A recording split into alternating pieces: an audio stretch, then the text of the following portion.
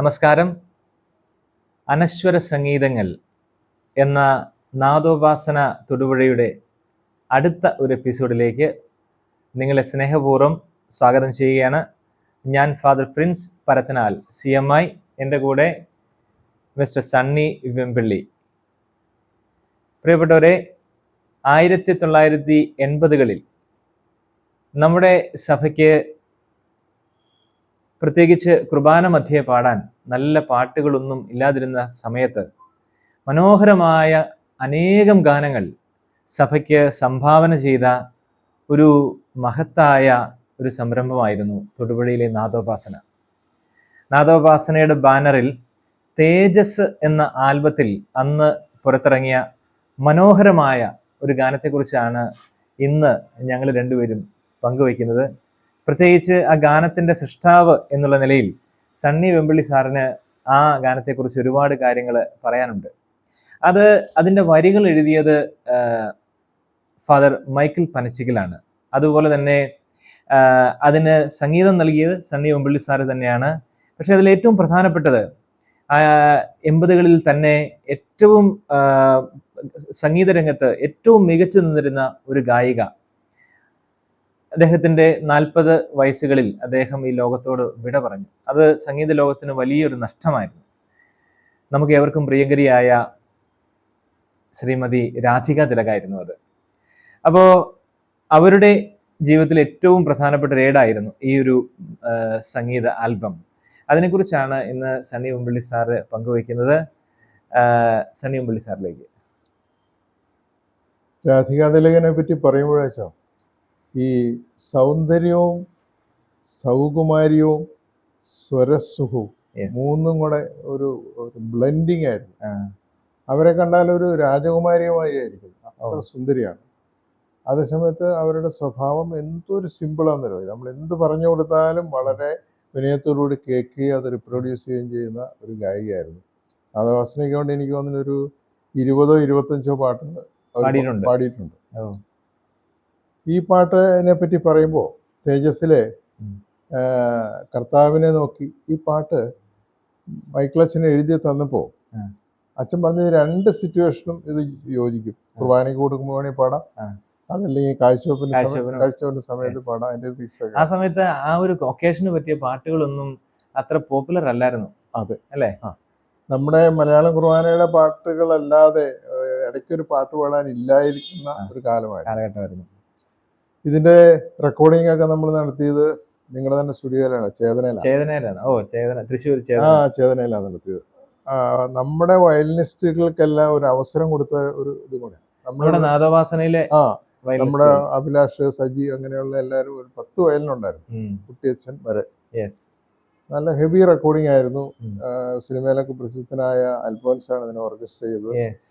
ഇനി ഒരു അത്ഭുതം കൂടെ ഉണ്ട്. അന്ന് കീബോർഡ് വായിച്ചു തുടങ്ങിയേ ഉള്ളൂ സ്റ്റീഫൻ ദേവസി.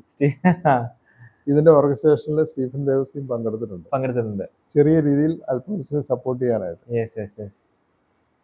അങ്ങനെ പിറന്ന ഒരു മനോഹര ഗാനമാണ് കർത്താവിനെ നോക്കി. ഈ പാട്ട് ഞാൻ സെമിനാരികളിൽ പഠിക്കുന്ന സമയത്ത് തന്നെ ഞങ്ങൾ ഒരുപാട് തവണ പാടിയിട്ടുള്ളൊരു പാട്ടാണ്. ഇപ്പോഴും മനസ്സിൽ കിടക്കുന്ന മനോഹരമായൊരു പാട്ടാണ്.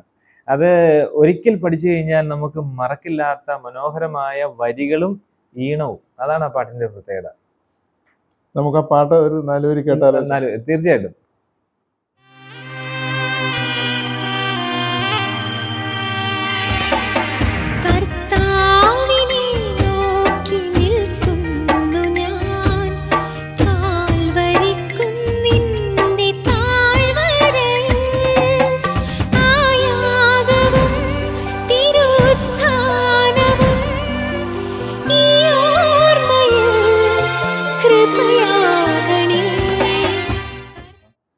ഈ റെക്കോർഡിങ് സമയത്ത് രാധിക വന്ന് കൺസോളിലിരുന്ന് നമ്മൾ ട്രാക്ക് പാടിയത് കേൾക്കും. അപ്പോൾ രാധിക പറഞ്ഞ, അൽഫോൻസ് ചേട്ടാ ഇതിനകത്തൊരു ഗുരുവിന്റെ ഒരു ചെറിയ ഇത് വന്നിട്ടുണ്ടല്ലോ എന്ന് പറഞ്ഞു. അപ്പൊ അന്ന് ഗുരു എന്ന ചിത്രത്തില് പാട്ട് പാടിയിരിക്കുന്ന സമയമാണ്. ഗുരു എന്ന ഇടത്തില് ദേവസംഗീതം പാടിയ കാലമാണ്.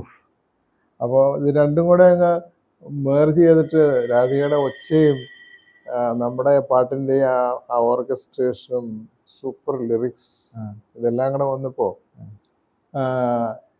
എനിക്കും ഒരു പ്രചോദനമായ ഒരു കാര്യമുണ്ട്. ഹിന്ദുസ്ഥാനി ഒന്നും എനിക്കറിയാൻ മേല, എന്നാൽ ഹിന്ദുസ്ഥാനിയുടെ ചുവട് പിടിച്ചൊരു പാട്ട് ചെയ്യണമെന്ന് വലിയ ആഗ്രഹമായിരുന്നു. അങ്ങനെ എൻ്റെ മനസ്സിൽ കിടന്ന ഒരു റാഫിയും യേശുദാസും ഒക്കെ പാടിയ അനുരാഗ എന്നുള്ളൊരു പാട്ടുണ്ടല്ലോ, നൗഷാദ് ചെയ്ത, ആ പാട്ടിൻ്റെ ഒരു ചെറിയ ഒരു എൻ്റെ മനസ്സിൽ കിടപ്പുണ്ട്. അതിൽ നിന്നാണ് ഈ പാട്ടുണ്ടായത്. അപ്പോൾ ആ രാഗം ഉപയോഗിച്ചൊന്നും അല്ലെങ്കിൽ പാട്ട് ഉപയോഗിച്ചിട്ടൊന്നുമില്ല. അപ്പോൾ അന്ന് എന്നോട് വലിയൊരു കമന്റ് അൽഫോൻസ് പറഞ്ഞത് ഇപ്പോഴും ഞാൻ ഓർക്കുന്നു. അതിൻ്റെ അനുപല്ലവിയിൽ ഉപയോഗിച്ചിരിക്കുന്ന ഓർക്കസ്ട്രേഷനും ചെഞ്ചോരയിൽ നിന്നുള്ള ആ ഫീല് ഭയങ്കരമായിട്ടുണ്ട്. അത് എന്താണെങ്കിലും ഒരു സൂപ്പർ ഹിറ്റ് ആയിട്ടുള്ള പാട്ടായിരിക്കുന്നൊക്കെ അന്ന് പറഞ്ഞ് ഞാൻ ഓർക്കുന്നു. രാധികയ്ക്കൊരു ഒരു ഒരു നല്ല ഒരു പൊട്ടുകുത്തായിരുന്നു ആ പാട്ട്. ഈ പാട്ട് രാധിക തിലകനെ കൊണ്ട് പാടിപ്പിക്കാനുണ്ടായിട്ടുള്ള ഒരു സാഹചര്യം എന്താണ്? രാധിക തിലക നമ്മുടെ ഒരുപാട് പാട്ട് പാടിയിട്ടുണ്ട്. ഈ ക്രിസ്ത്യൻ ഡിവോഷനിൽ നന്നായിട്ട് നമ്മുടെ ഫീൽ ഉൾക്കൊണ്ട് പാടുന്ന പാട്ടുകാർ കുറവാണ്. രാധികയോട് പറഞ്ഞാൽ ഈശോ വരുന്നു എന്നുള്ള പാട്ട് അച്ഛൻ ഓർക്കുന്നുണ്ടോ? ആദ്യത്തെ കുടുംബഗീതങ്ങളിലുള്ള ഈശോ വരുന്നു, അതൊക്കെ എത്രയോ ഭംഗിയായിരുന്നു അറിയാം രാധിക പാടിയിട്ട്. അപ്പോൾ അതുകൊണ്ട് രാധികയ്ക്ക് എപ്പോഴും ക്രിസ്ത്യൻ ഡിവോഷൻ രംഗത്തൊരു ഒരു വലിയ സാന്നിധ്യമായിരുന്നു. ഇപ്പോൾ അത് ക്രിസ്ത്യാനി എന്നുള്ള ഫീലല്ല, പാട്ടിന് അവർക്ക് ഭയങ്കര അർപ്പണബോധമായിരുന്നു. അച്ഛനൊക്കെ അവസരം കിട്ടിയില്ല ഒരു പാട്ട് കൊടുക്കാനായിട്ട്.